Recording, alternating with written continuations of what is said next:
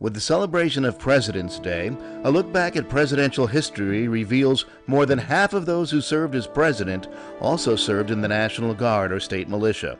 In Part 1, we will look at those who kept the fledgling nation safe and secure.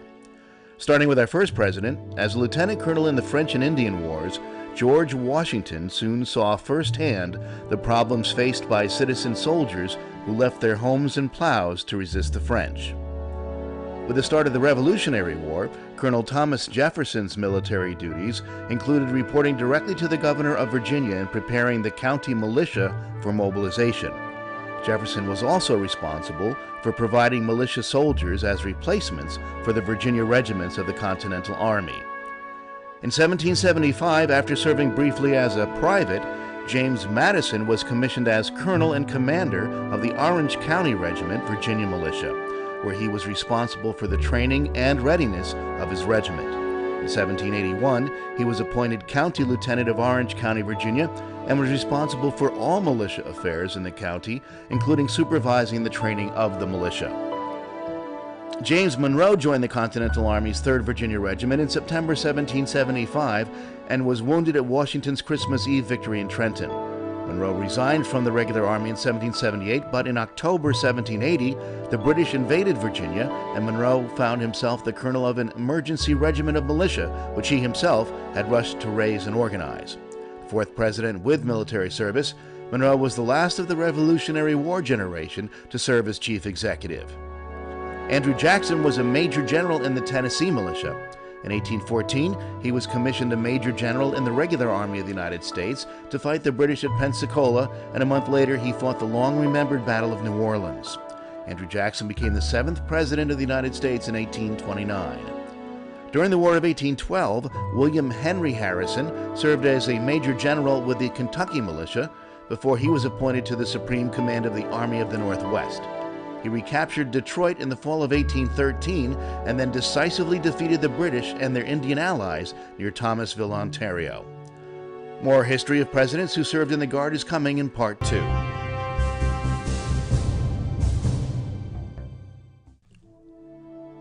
With the celebration of President's Day, a look back at presidential history reveals more than half of those who served as president also served in the National Guard or state militia. Part 2 takes us up to the Civil War. During the War of 1812, John Tyler joined the Charles City Rifles, a local militia company formed to defend Richmond, Virginia. A large part of the force consisted of farmers who were new to military discipline. Tyler, commissioned as a captain, organized the men through a simple drill system. The company was attached to the 52nd Regiment of the Virginia Militia and ordered to Williamsburg to resist the advancing British. It was in Nashville, Tennessee that James Knox Polk met future president and fellow militiaman Andrew Jackson and began a lasting and rewarding friendship.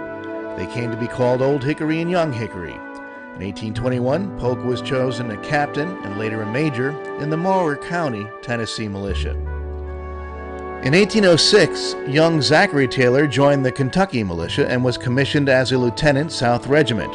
At the time of Taylor's appointment, the regiment was part of the 1st Brigade, 4th Division of the Kentucky Militia, and his company, based near Louisville, was put on alert for any suspicious activity during the Aaron Burr incident. As a young man of 18, Millard Fillmore enrolled in the New York Militia, serving in the 47th Brigade of the militia, working his way through the ranks to become a brigade major. Fillmore resigned his position in July 1830, citing hardship and the expense of having to inspect units in western New York.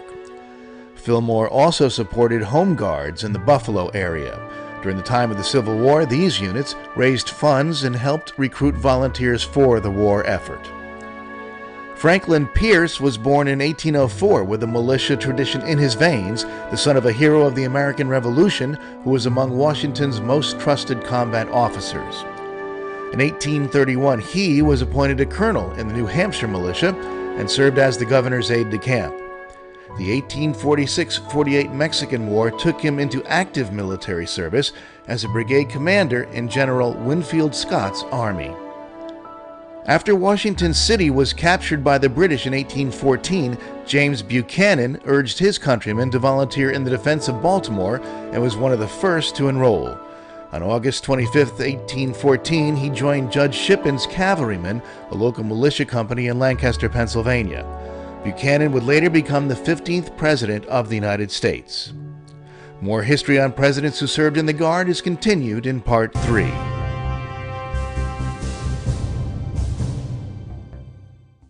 With the celebration of President's Day, a look back at presidential history reveals more than half of those who served as president also served in the National Guard or state militia. In Part 3, we will look at some of those involved in the Civil War. Abraham Lincoln has said nothing had given him as much satisfaction as his experience with the Illinois militia. When it appeared that his militia unit would not see service in the Black Hawk War, Captain Lincoln resigned his commission and re-enlisted as a private in a unit sometimes called the Independent Spy Battalion. He was mustered out of the battalion on June 16, 1832. Andrew Johnson served in the 90th Regiment, Tennessee Militia, Greene County, as an enlisted soldier. Later, the Greene County regiments were redesignated as the 7th and 8th Regiments. Johnson was referred to as a colonel from his military service, making it likely that he was elected by the county militia and commissioned by the governor to serve in the 7th or 8th Regiment. West Point graduate Ulysses S. Grant had no intention of making his career in the military, resigning from the regular army as a captain in 1854. But with the advent of the Civil War, Grant was appointed a colonel of the 21st Illinois Volunteers in June of 1861. On April 9, 1865, after the capture of Petersburg and Richmond, Robert E. Lee surrendered to Grant at Appomattox Courthouse. In 1869, Ulysses S. Grant became the 18th President of the United States. With the start of the Civil War, Rutherford B. Hayes accepted a commission as a major in the 23rd Ohio Infantry and was soon promoted to colonel. During the Battle of Winchester, Virginia, his unit's flags were the first to enter the town. In 1865, Hayes was elected to the House of Representatives without campaigning because he believed that any officer fit for duty who at this crisis would abandon his post to electioneer for a seat in Congress ought to be scalped. Hayes became the 19th President of the United States in 1877. Also during the Civil War, James Garfield was commissioned a lieutenant colonel in the 42nd Ohio Infantry, 17th Brigade in August of 1861. He would eventually reach the rank of Major General of Ohio Volunteers. Garfield was elected to Congress in 1862 on the condition that he take the seat in December of 63. He resigned his commission on December 5th and took a seat in Congress 2 days later. Garfield became the 20th President of the United States in 1881. As a judge advocate in the New York State Militia, Chester A. Arthur played an active role in that unit's reorganization.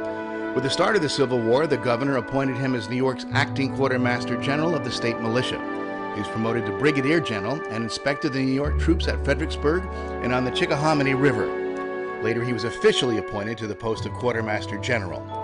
Chester Arthur became the 21st President of the United States. More history on presidents who served in the Guard is continued in Part 4.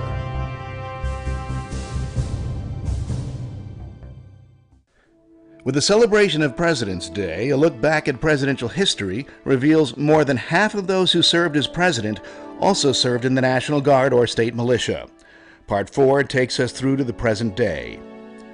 In 1862, Benjamin Harrison helped form the 70th Indiana Infantry and was given command of a regiment as a colonel. After the Battle of Nashville, Harrison was breveted Brigadier General for ability and manifest energy and gallantry. Harrison received his commission as a brigadier general on May 9, 1865, and was honorably discharged a month later. He later became the 23rd President of the United States. During the Civil War, young William McKinley would rise to the rank of captain, most of the time in the 23rd Ohio Volunteers, where he served with distinction under Rutherford B. Hayes. He left military service and returned to Ohio with a brevet commission of major signed by Abraham Lincoln. In 1897, William McKinley became the 25th President of the United States. Theodore Roosevelt was appointed as second lieutenant in Company B, 8th Regiment New York National Guard in 1882. With a clear memory of some of his experiences in the National Guard and as a colonel with the United States Army in Cuba during the Spanish-American War, Roosevelt became 26th President of the United States in 1901. His first message to the United States Congress called for a thorough military education, not only for the regulars, but for the officers of the Guard. Roosevelt is the only president to receive the Medal of Honor, which was approved in 2001, 82 years after his death, for his actions at San Juan Hill, Cuba. Harry Truman became a charter member of the newly formed Battery B of the Missouri National Guard on June 14, 1905, where he served as battery clerk and was discharged to corporal in 1906.